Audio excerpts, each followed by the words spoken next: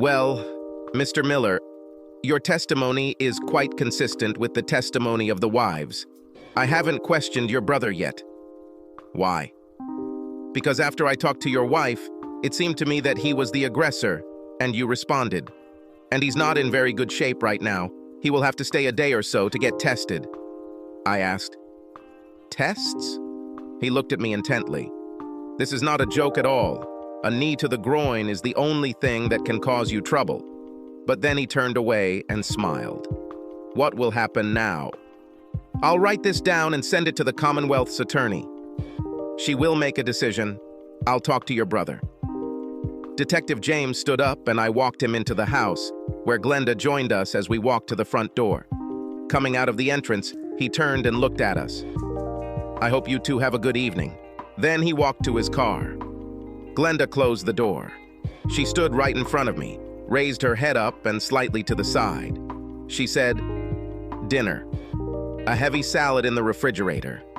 There's no rush."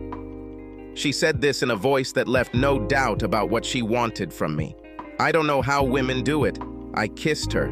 It was an open invitation, and I saw no reason to refuse. She dug into me, and our kisses carried us to the sofa. She pulled me towards her. She was furious, and I responded to her. Having undressed, I stood over her. She pulled off her dress. Later, I thought that she planned everything and dressed for seduction. It definitely worked. It wasn't sex for love. It was pure lust. I brought her to several climaxes. Then I could no longer hold back and came to the finish line in the same way. I rolled off of her, and she slowly stood up. She took my hand and led me to the kitchen. We had dinner and went upstairs. She said, "I know that what we are doing is, perhaps, something like restoration, but I don't mind." Me too. We had sex, a shower, sex again. We changed positions to satisfy each other and came to climax more than once. Finally, our middle-aged bodies began to crave sleep, and we got it. I woke up first. I was in the master bedroom shower when she walked in on me. This led to another fight. We soaped each other, washed everything, and wiped it dry. Then they brought each other to the finish line again. Then we took a shower again, and we had breakfast. It was Sunday. We both wondered what was going on with our spouses, but neither of us were church people. I checked the location of Mel's phone. She was at my mother's house. It just reminded me that I should talk to my mother, who probably played some role in my cuckolding. I talked to Glenda about this. She said, "I'm actually not sure about any of this.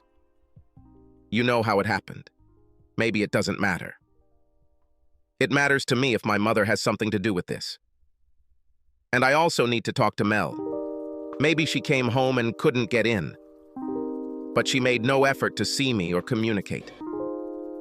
They are probably sorting things out. I'm heading there. Do you want to come with me?" "I always want to. I am a born slut.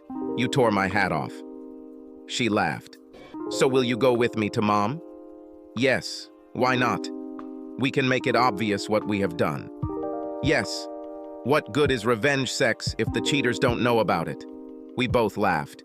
We arrived at the house of my mother, Shirley Miller. Mel's car was there. Glenda and I walked out onto the porch, and Mom opened the door.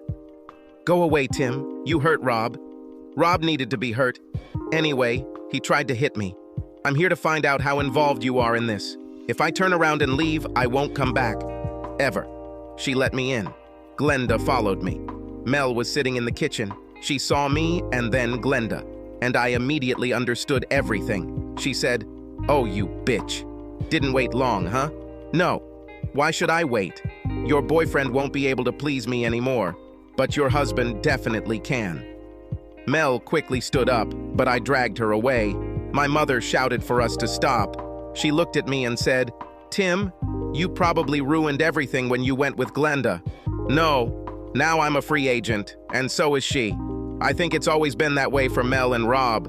Glenda and I have a lot of catching up to do, and we had a good start." Mel said, "You must listen to me and your mother. We can bring things to light and perhaps heal." Tim looked back and forth between his wife and mother. "I'm listening." Shirley looked at Mel, and Mel said, "We wanted children, you and me. But when they started trying, Your mother said that you were sterile. No children. You did not know. Shirley said, but I had a solution. Rob. Rob could have gotten Mel pregnant and you would never have known. I said, and you decided all this without telling me. Shirley replied, your father wanted to discuss this with all of us, but was rejected. The votes were 3-1. Yes, 2 traitors and you against your father. We looked at various methods, medical. All of them were too expensive and labor-intensive. And you should have known that you were raising Rob's children. Mel said, so we reluctantly decided to do it naturally. I said, and you lied, snuck out, and had sex for a week. Once for 2 weeks. And you had a great time, right, Mel? She looked down and said, once we got over the initial hesitancy, I really had a great time. I won't lie about that, and everything worked. I said, it worked all 3 times, and you looked forward to your time with Rob. Mel said, yes, I was waiting. He is a good man. Glenda said, is it true? What about me, bitch? He lied and mocked me. Shirley said, we decided that you might disagree. Glenda frowned. You were absolutely right. I wouldn't agree then, and I don't agree now. You were the reason, at least, for my divorce. I bet Tim does too. Mel said, nobody needs to get a divorce. Neither of you knew anything, and until now you both were happy. What's happened, Ed? My medical examination. The doctor told me that I was infertile from birth. I took DNA from William. Mel lowered her eyes. Now you know everything, Tim. We can get through this. You love these kids. Do you love me? I said, but Mel, you two kept cheating on us. After 3 children, you continued to do this until you went to work at his company. And I bet you never stopped. Glenda growled. Well, what, bitch? How many times have you and Rob had sex in the last year? Shirley stared at Mel. Chalk? Please tell me it's not true. Chalk? We fell in love. We were compatible, in and out of bed. So, we continued to meet. I said, yeah, like last week at the Shady Pines Motel. Mel looked shocked. Have you hired a detective? I just launched the locator on your phone. Mel said, we can stop. We'll stop. I only need you, Tim. Glenda said, I want him too. You can leave with your great love interest. There is no turning back. Shirley, who was standing, sat down abruptly on the kitchen chair. She didn't look well. I asked, Mom, are you okay? She began to cry. What have I done? My God, Glenda said. Secrets and lies only lead to more secrets and lies. You should have told Tim from the beginning. Mel said, then none of our children would exist. So maybe what Shirley did wasn't so bad.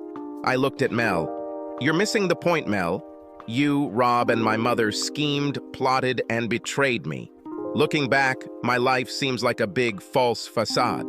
You stole my life from me. My whole life has been a lie. I sat down too. I was filled with deep sadness.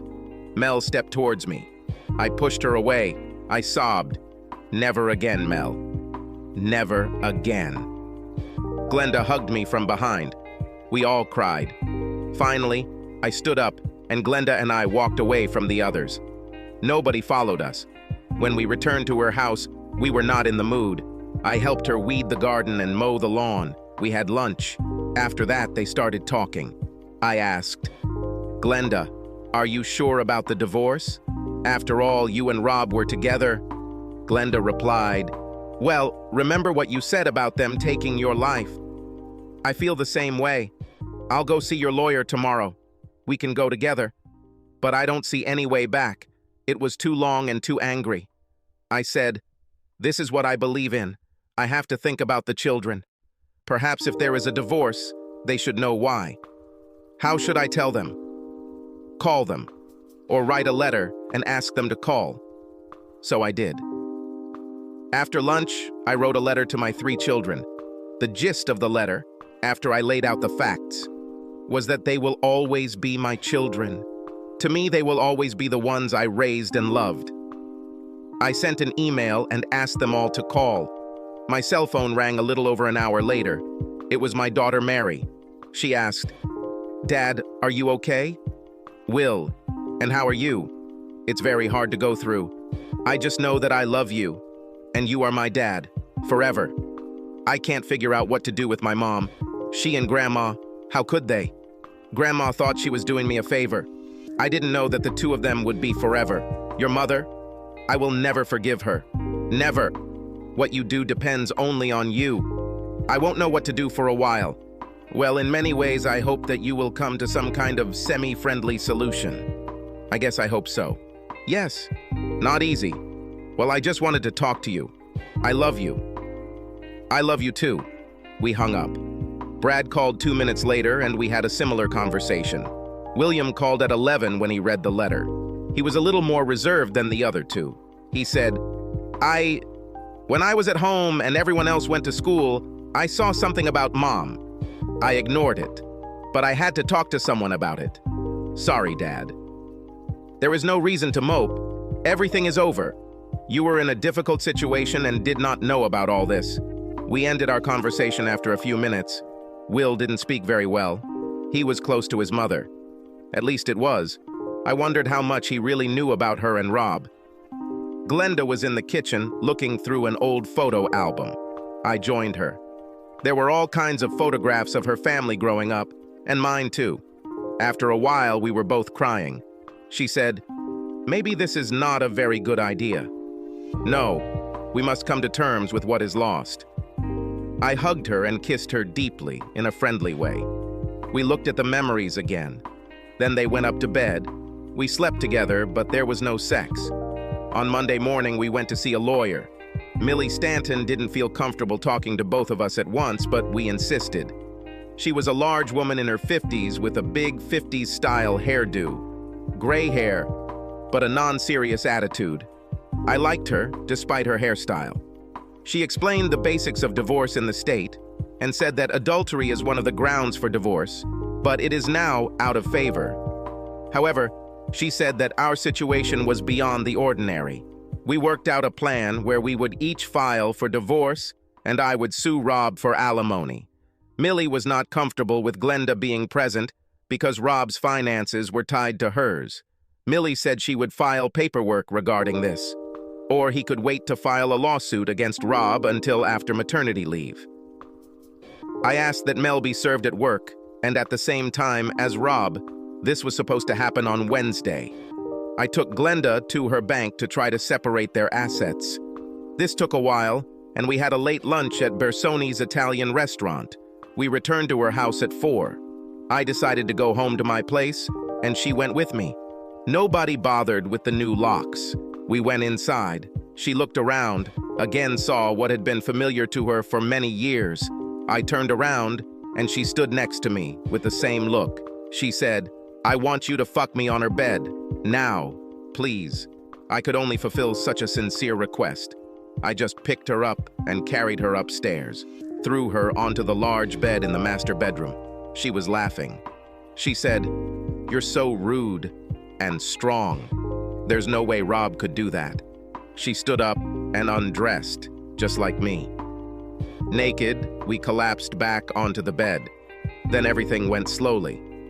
At first, it was strange for me. Sex with another woman in this bed, but I quickly got over it. She was just a banshee, and she just took what she wanted. At the end, she had such a strong climax that she lost consciousness, and I almost fainted too when I reached the peak. After that, we lay down. Some time passed, and she said, "It was so great. Take this bitch's husband on her own bed. It couldn't be better." I smiled and said, "How vindictive you are."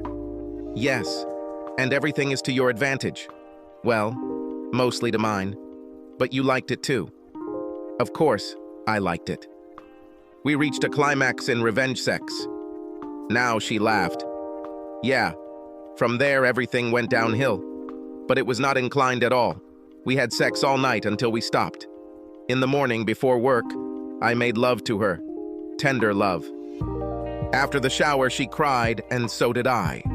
But we got dressed and went to work. Glenda took one of Mel's work outfits. I figured it was more out of revenge. It was a little tight at the top. Mel called me at work, said, I need to go into the house to get my things. I came to work in a dirty dress. I can meet you at the house at 6. Has Rob been released from the hospital?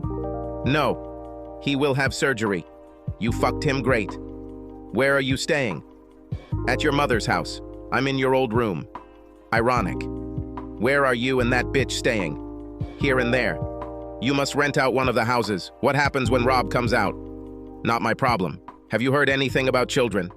No. What have you done? I emailed them a report of what happened and talked to them on the phone. Oh, Tim, they'll hate me. They didn't call me. None of them. You know that you deserve...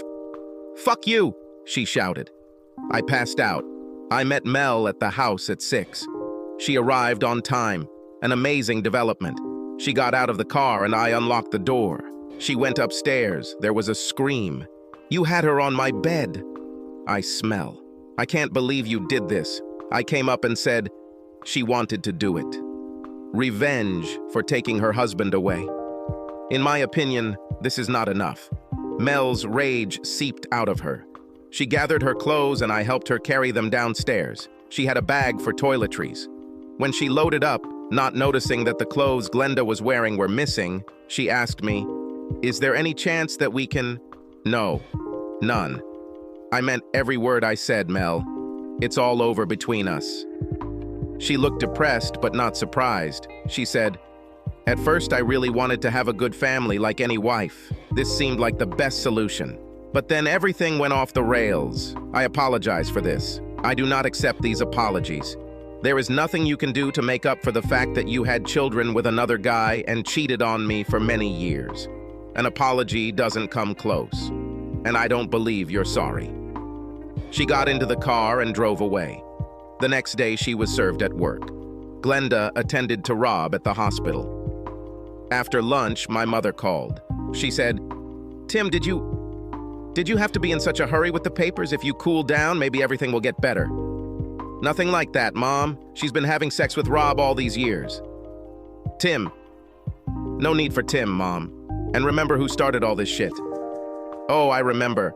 Until last week, everything was working fine. I said goodbye. I haven't decided what to do with it yet. After all, she was the one who caused all of this. Save us from well-wishers. Rob was released from the hospital on Friday. He couldn't go back to his home because Glenda would have killed him with his own gun. He ended up at our mother's house. And Mel was there too.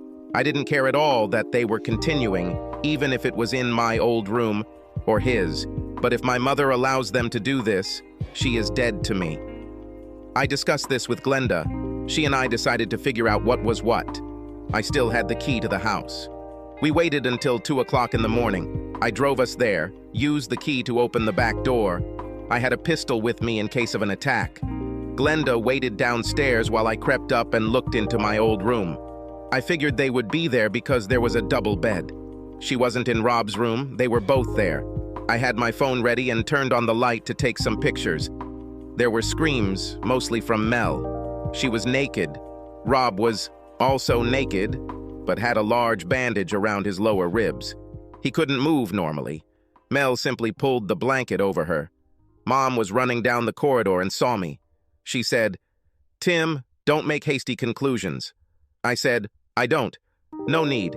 You condone what they did, something they still do." I turned and went downstairs. Glenda was waiting for me there. She said, "I guess they were together." "Yeah, go."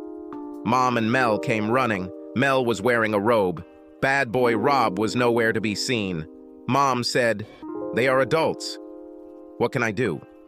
"Throw them out onto the street. This is my old bed. I think Rob's goal is to fuck her wherever I was." Mel replied, "He didn't have me, could not. You heard him." I laughed at her. "Although you probably tried, huh?" "And what?" "I don't stand a chance with you." "Is it true?" "I hope you both rot in hell." I turned to my mother. "I'm done with you. I'm still your son, but no more. Now you have him, not me." Glenda and I left. We returned to her home. We went to bed at 4 o'clock. Glenda and I stayed together while the divorces were going through the courts. Mel and I sold the house and split the money. She didn't receive any alimony or anything else from me. The judge didn't like what she did. My children have adjusted. The older two had no contact with Mel other than sending a Christmas card. They blocked her calls. Will talked to her, but wasn't very condescending. When it was time for him to spend the summer between years, he stayed with me. He had no contact with Rob. Mel met him for lunch several times, but Rob was not with her. Will didn't want to talk to him. Glenda got almost everything. She kept the house and received a large lump sum for her share of Rob's business. Rob lived in a 2-bedroom apartment near his work with Mel. About a week after the divorce, Glenda and I spoke. Our sexual passion remained undiminished, but other than that, we weren't truly compatible. That's why I moved out. Neither of us were particularly sad. I think we knew almost from the beginning that what we had couldn't last. There was too much water under the bridge. She made me promise to come over and have sex with her from time to time, as long as she didn't get into another relationship, or me. I agreed. She was sexy, and we were so good at it. I had an operation which successfully solved my problem. At 49, I was no longer sterile. There's a lot of good in it, that's what I think. One evening at the gym where Ned and I went to practice self-defense, I saw a woman kicking a heavy bag. She was a savage, and she looked fantastic. After she finished, she looked back at me and asked, "Scared?" I smiled. "Of course," and stepped back, raising his hands in a sign of surrender. She laughed. "I was watching you. You're not afraid of me." I answered, "Not afraid? No. I am Hilda Marks, and you, Tim Miller. I'm going to take a shower and drink coffee." She gestured to the store across the street. I said, "Meet me there in 10 minutes. Let it be 15. I'm a woman after all." Without a doubt, we had a pleasant conversation. She was new, she was 36, she had a school-age son, no husband. She left him on the West Coast. We spent almost 2 hours talking. By the time the store closed, she knew everything about me. Medical history and everything else. I was fascinated. And she was interested in At that time, I had a bungalow a mile from the gym. 2 bedrooms. 2 weeks passed before she visited my bed, and she stayed the night. She was just as wild in bed as she was in the gym, but I was stronger, and she didn't want to win. I wanted to be conquered. I found it a real aphrodisiac. Her son's name is Donald. He was 16. He was in the penultimate grade. He and I got along well because he was a baseball player and so was I. I ended up helping out on the school team. 6 months after we met, Hilda and I got married. She was pregnant. Marriage by chance. Donald and she moved into the house I bought next to my old one.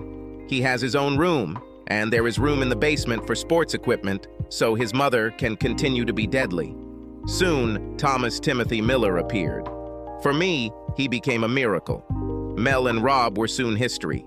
She changed agencies. I got together with a plumber. He was younger than her, 40 years. I think she's still sexy. Glenda married the guy she dated in college, James Wilder. Hilda and I talked with them a little. He seemed like a good guy. I can confirm that Glenda still looks good. I guess she's still sexy in bed. James and I were talking about this one day. It was a kind of bonding moment. I have never fully forgiven my mother, but he visited her. When Thomas was born, she was delighted.